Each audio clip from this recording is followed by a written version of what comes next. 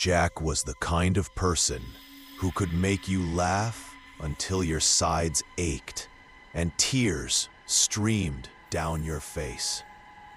The kind of friend who turned every boring moment into something memorable, who found humor in the darkest places and shared it like a gift.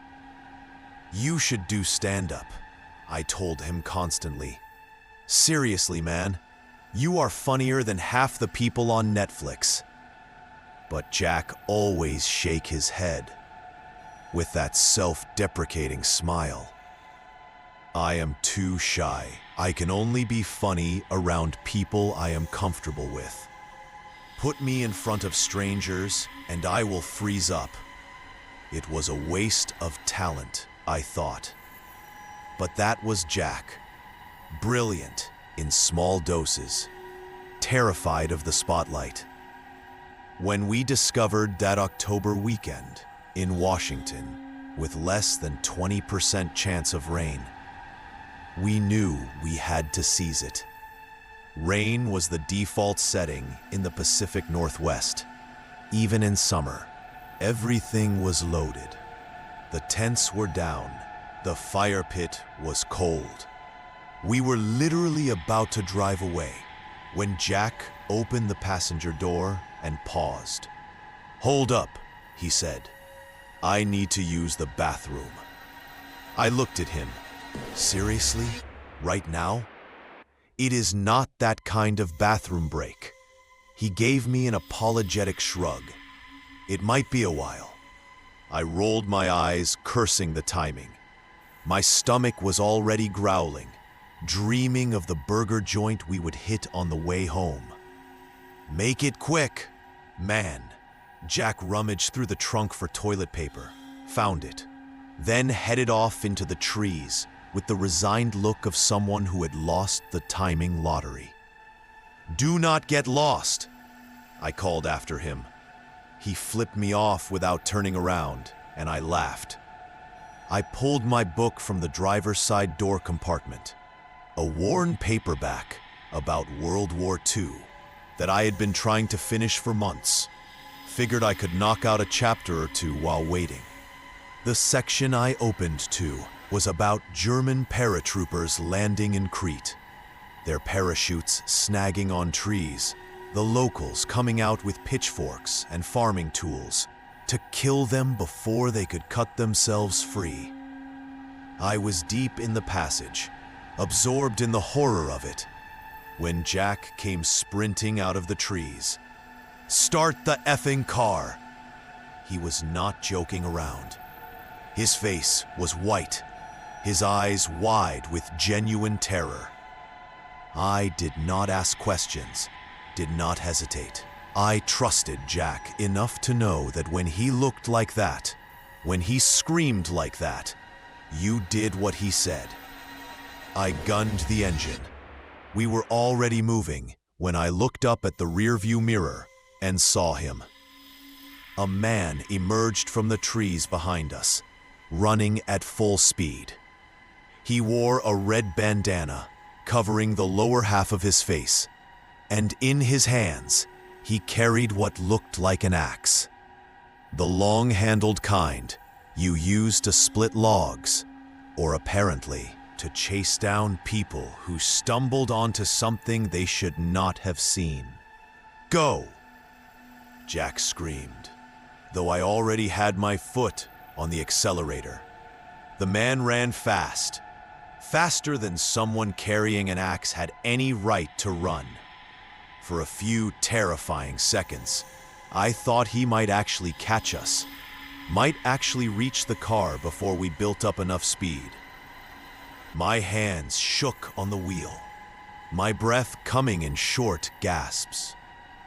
Then we hit the main road and left him behind, a figure shrinking in the mirror until he disappeared altogether. But my hands kept shaking for miles after that. Kept shaking until we were on the highway, surrounded by other cars, back in civilization, where men with axes and bandanas did not chase you through the woods. What the hell happened? I demanded once we were far enough away that my heart had stopped trying to hammer through my ribcage. What did you see?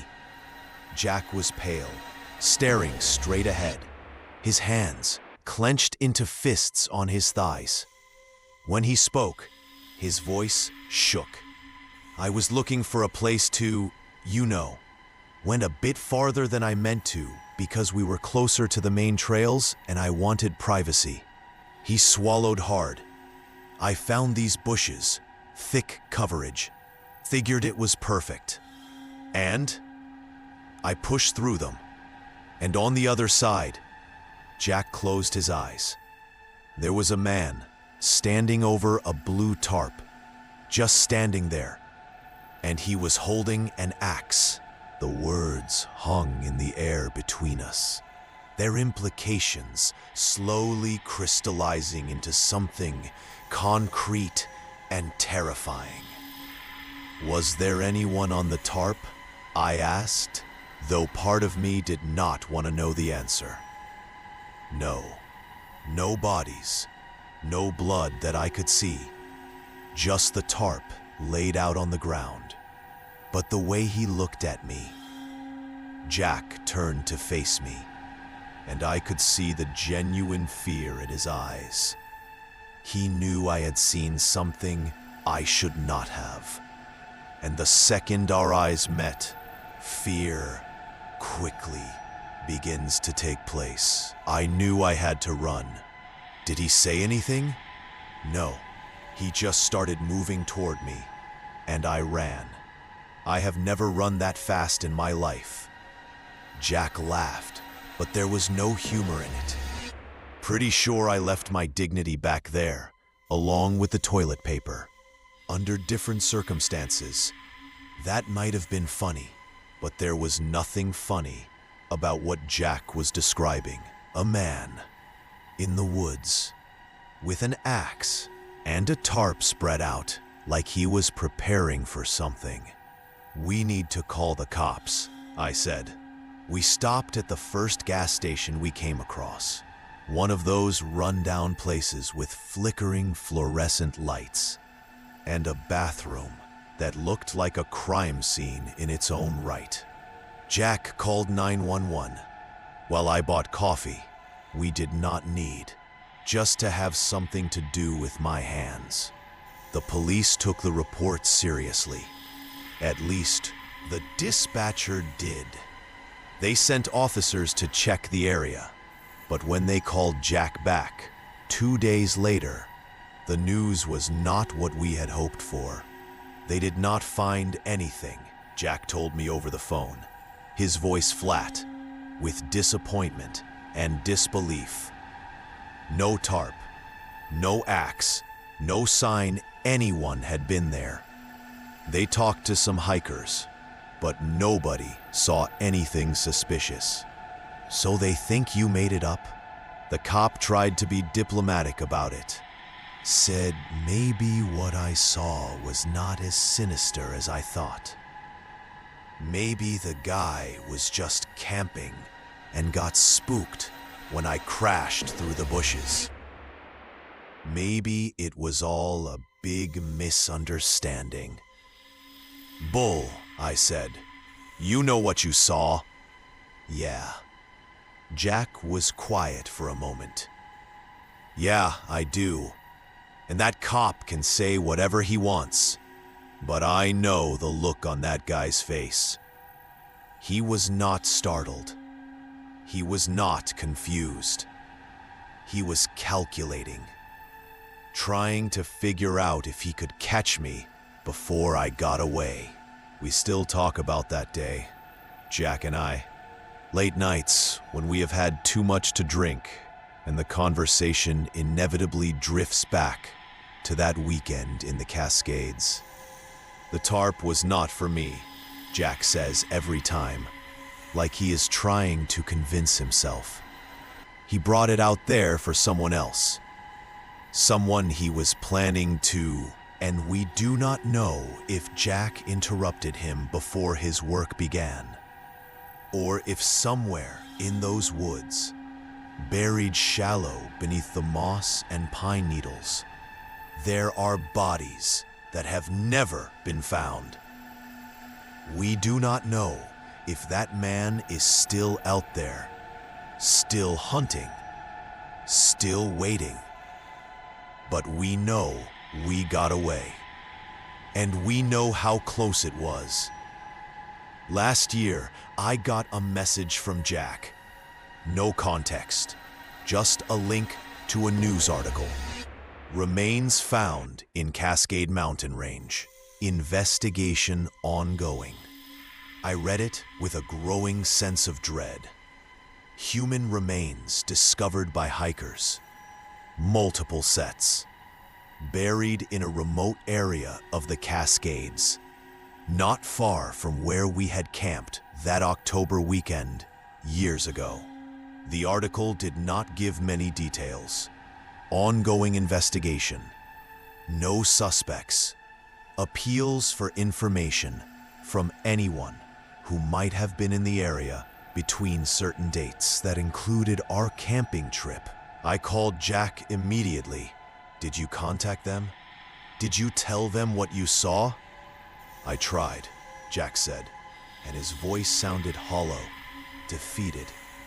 They said the case I reported was too old, in a different jurisdiction, with no physical evidence. They took my statement again, but I do not think they are going to do anything with it. So, he is still out there?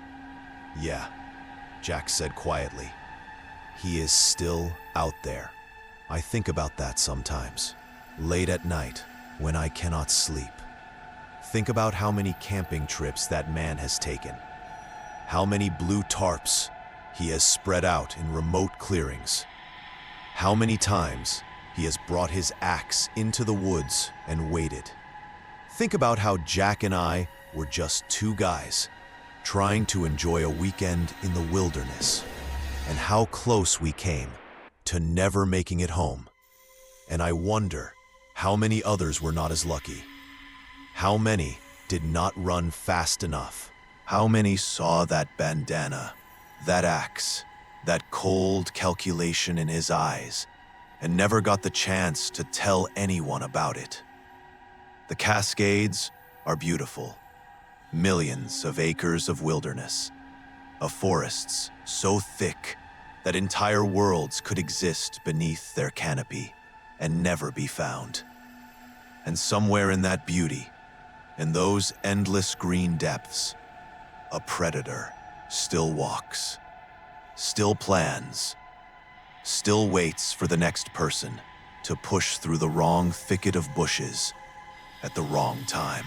The remains discovered the Cascade mountain range have not been publicly identified. The investigation remains open.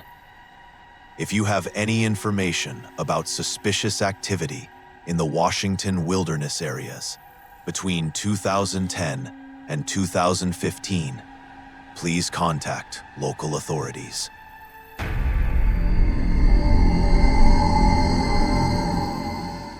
"20 years ago, in the fall of 2003, my friend Danny and I decided to do something we had not done in over 6 years.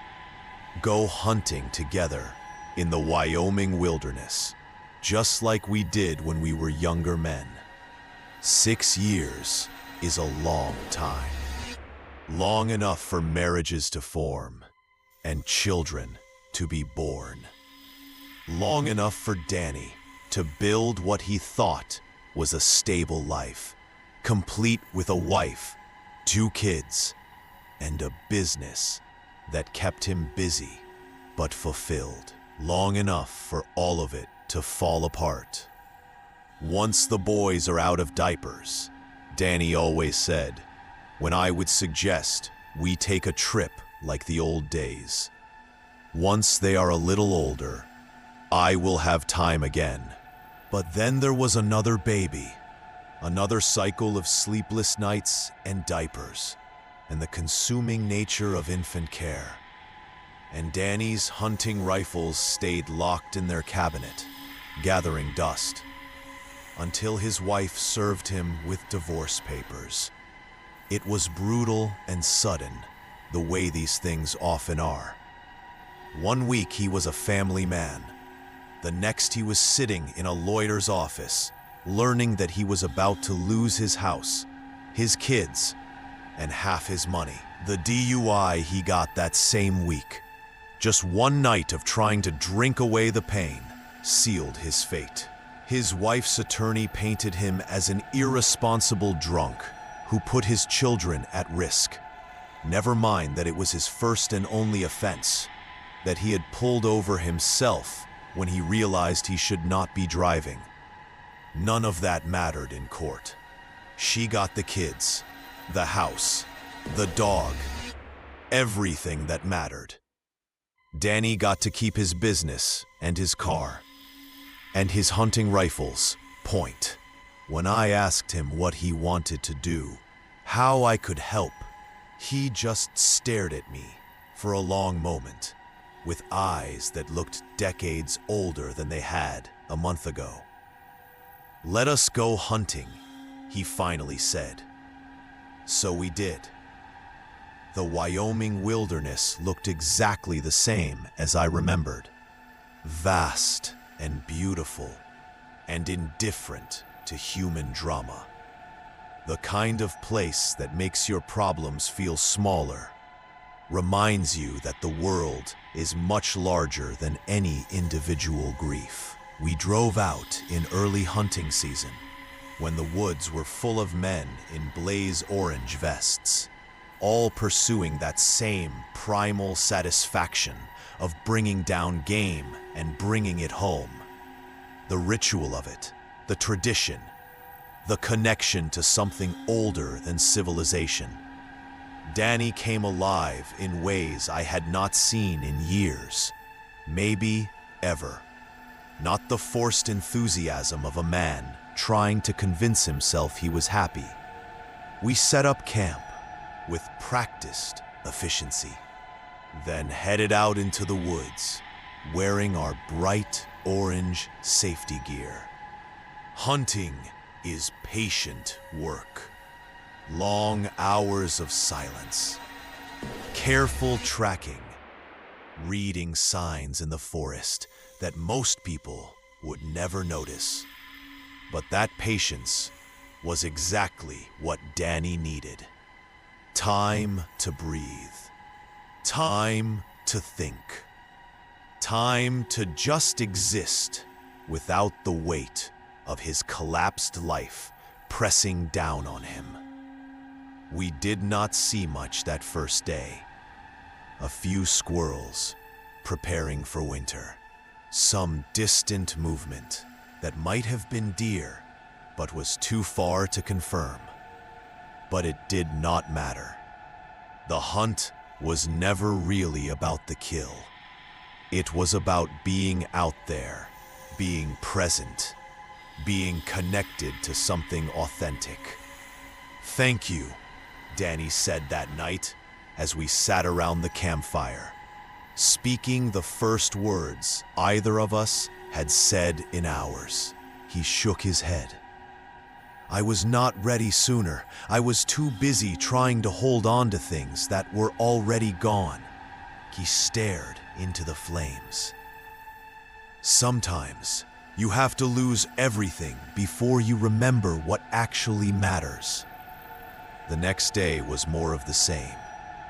Quiet tracking, peaceful silence, the meditative quality of moving through the woods with purpose, but no urgency. We were about 2 hours into our hunt when we spotted the tent through the trees. It was a large tent, the kind that could sleep 6 people comfortably, set up in a clearing maybe 100 yards off the game trail we were following. Not unusual. Plenty of hunting parties came out here during the season. "Should we say hello?" I asked. Danny shrugged. "Might as well. Let them know we are in the area, so nobody mistakes anyone for game." We started walking toward the camp, calling out friendly greetings as we approached. but nobody emerged from the tent. No response to our hellos. That was when I noticed the cases.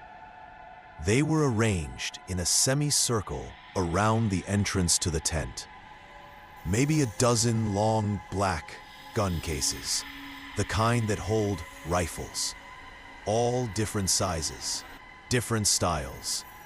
Far more guns than 6 people would need for a hunting trip. "That is a lot of hardware," Danny said quietly, and I heard the unease in his voice. "Yeah," I agreed. "Maybe we should just..." That was when Danny's jacket exploded. For a split second, I did not understand what had happened. I just saw Danny's left arm jerk backward, saw the synthetic stuffing from his jacket spray out in a white cloud, saw him stumble. Then I heard the gunshot. The sound came from the tree line beyond the camp, echoing through the woods with that distinctive crack of a high-powered rifle. And in that moment, my brain finally caught up to what my eyes were seeing. Someone was shooting at us. I hit the ground hard, crawling toward Danny, even as my mind screamed that this was not real, that this could not be happening. Danny had not been standing in front of cover when the shot came. He was completely exposed. Another shot. The dirt near Danny's shoulder exploded in a spray of soil and pine needles. "Roll toward me," I shouted. "Now!" Danny rolled, his face twisted in pain, and another bullet hit exactly where he had been lying a second ago. They were not just shooting to scare us. They were shooting to kill. I managed to drag Danny behind one of the large gun cases, putting a thin wall of metal and plastic between us and whoever was firing. But they did not stop.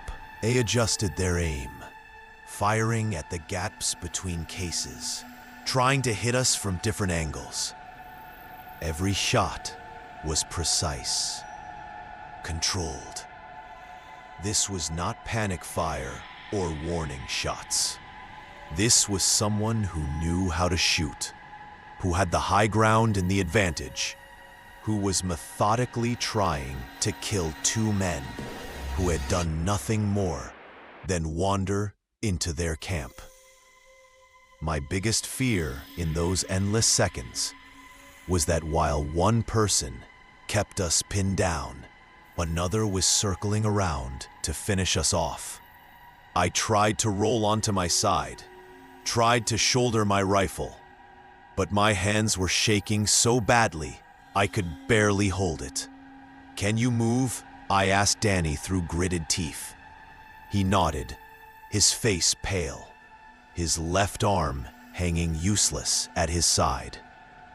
Blood was seeping through his jacket, turning the bright orange dark when there was a brief pause in the gunfire. Reloading, I thought. They are reloading. I grabbed Danny. We run. Now, stay low. We did not even try to grab our rifles. We just ran, hunched over, using the tent as a shield between us and the shooter. Even that did not stop them. A bullet punched through the tent fabric, passing close enough that I literally heard it zip by my head. A trick shot. They had calculated where we would be based on our last position and fired through the tent. If they had been off by 2 feet, one of us would be dead. We ran until Danny collapsed. "I cannot," he gasped, his face white, his lips blue. "I cannot keep going." His arm was bleeding badly, blood running down to his wrist. "If anyone comes over that ridge, you shoot them, understand?" He nodded weakly, barely able to hold the gun upright. My hands shook as I tied the tourniquet, every second expecting to hear footsteps, to see someone emerging from the trees, to finish what they started. But nobody came. Either they thought they had hit us, and we were dying somewhere in the woods, or they were too busy packing up their arsenal to follow. Either way, we had bought ourselves time, but not much. Getting Danny out of those woods was the longest 3 hours of my life. We could not go back the way we came, not with the shooters still there, still armed.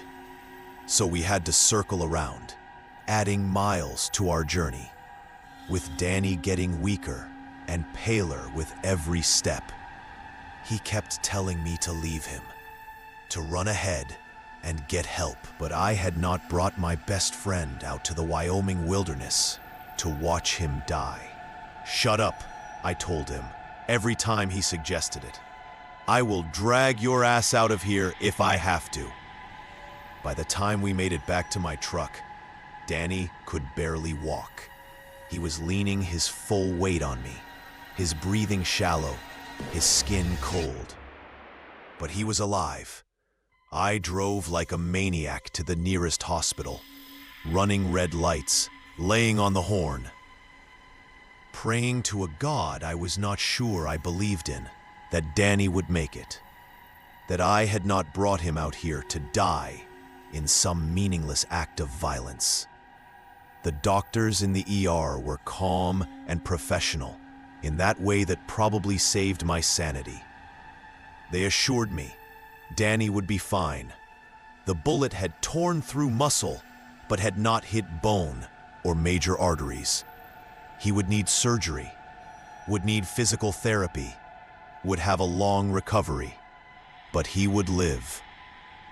I sat with him before they wheeled him into surgery, both of us still shaking from adrenaline and shock.